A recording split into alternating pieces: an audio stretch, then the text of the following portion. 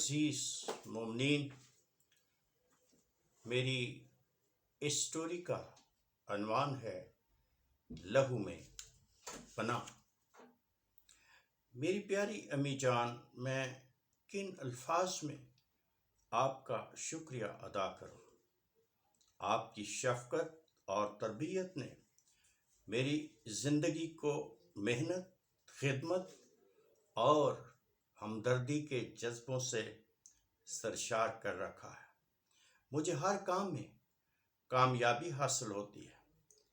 میں اپنا ہر کام خداوند کے بابرکت نام سے شروع کرتا ہوں۔ میں محنت و مشقت سے جی نہیں چلاتا اور مشکلات سے کبھی نہیں ڈرتا۔ میں اپنے افسران کا احترام کرتا ہوں اور ان کے اعتماد کو کبھی ٹھیس نہیں پہنچاتا۔ میری امی جان، یہ سب کچھ آپ کی دعاؤں کے طفیل ہے۔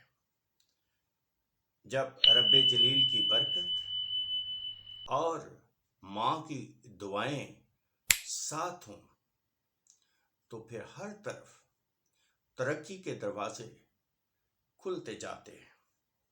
میں خداوند کے فضل و کرم سے ترقی کی راہوں پر گامزن ہوں۔ یہ الفاظ تھے جو رابنسن نے اپنی والدہ کے ایک خط میں تحریر کیے تھے۔ رابنسن ایک دیندار مسیحی گھرانے کا چشم چراغ تھا۔ والدین فیصل آباد کے ایک چھوٹے سے گاؤں میں رہائش پذیر تھے۔ ایک بھائی کارخانے میں ملازمت کرتا تھا، جبکہ رابنسن ایک فوجی سپاہی تھا۔ ایک دفعہ وہ چھٹیاں گزارنے کی غرض سے اپنے گھر واپس آیا۔ چونکہ والدین نے اسے بڑی دیر کے بعد دیکھا تھا، اس لیے اس کے آنے پر ان کی خوشی کی انتہا نہ رہی۔ رابنسن اب کافی بدل چکا تھا۔ وہ ایک مضبوط اور طاقتور نوجوان بن چکا تھا۔ چونکہ وہ ہر کسی کا احترام کرتا اور ہر کسی کو سلام کرتا تھا، اس لیے محلے دار بھی اس کی بڑی عزت کرتے تھے اور اسے بہت پسند کرتے تھے۔ اس کے دل میں ہمدردی کا جذبہ ہمیشہ موجزن رہتا تھا۔ وہ اپنے گھر پہنچ کر بھی ہر وقت اپنے آس پاس کے رہنے والے لوگوں کی خدمت کے لیے ہر وقت تیار رہتا تھا۔ والدین کی تربیت، مسیحی تعلیم اور فوجی اصولوں نے اسے بااصول انسان بنا دیا تھا۔ یہی وجہ تھی کہ وہ بلا امتیاز ہر کسی کی مدد کے لیے تیار رہتا تھا۔ ایک رات محلے میں ایک عجیب واقعہ رونما ہوا۔ اندھیری رات تھی، ہر طرف خاموشی تھی۔ رات کا آدھا حصہ گزر چکا تھا۔ لوگ گہری نیند سو رہے تھے کہ اچانک ہر طرف چیخ و پکار کی آوازیں آنے لگی۔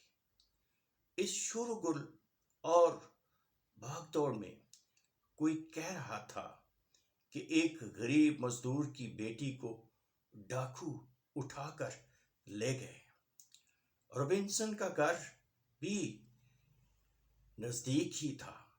وہ فوراً مدد کے لیے پہنچا اور ڈاکوؤں کے پیچھے دوڑنے لگا، اور آخرکار دوڑتے ہوئے وہ ڈاکوؤں کے پاس پہنچ گیا۔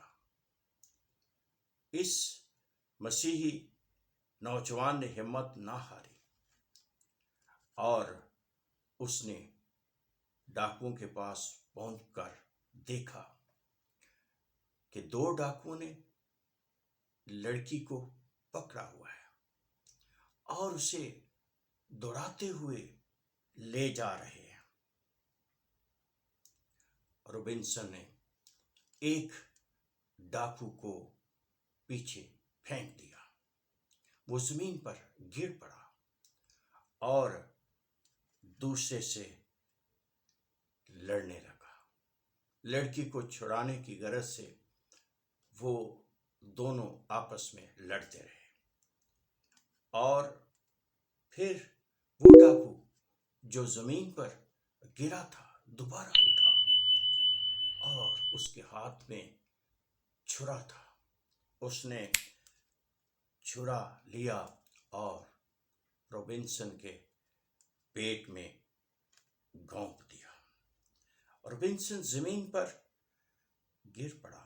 شدید درد اور بہتے ہوئے لہو نے اسے بے بس بنا دیا تھا، لیکن اس مسیحی نوجوان کا بہتا ہوا خون اس لڑکی کی نجات بن گیا اور اس کے لہو میں اسے پناہ مل گئی۔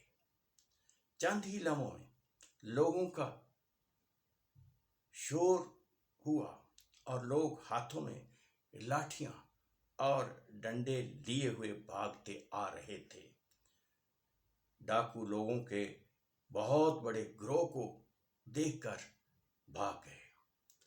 محلے دار جب لڑکی کے قریب پہنچے تو وہ معصوم اور غریب لڑکی سہمی ہوئی ایک طرف کھڑی تھی، جبکہ دوسری جانب بہادر نوجوان روبنسن خون میں لت پت بے ہوش پڑا تھا۔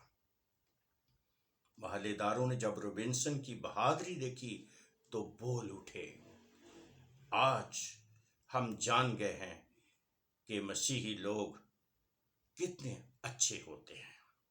روبنسن کو اسپتال میں داخل کروا دیا گیا اور جب اس کی صحت بحال ہو گئی اور اس کا علاج ختم ہو گیا تو وہ اپنے گھر واپس آیا۔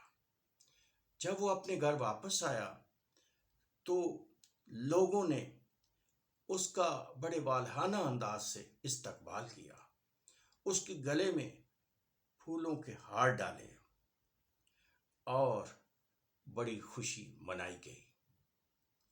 یہ سب کچھ دیکھ کر روبنسن نے اپنے ہاتھ آسمان کی طرف پھیلائے اور دعا کرتے ہوئے کہا، اے خداوند، میں تیرا شکر گزار ہوں کہ تو نے مجھے اس نیک کام کے لیے حوصلہ اور ہمت عطا فرمائی، جس کی بدولت میں اپنے ہمسائے کی مدد کرنے کے قابل ہوا۔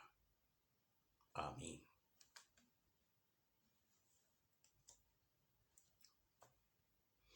شکریہ۔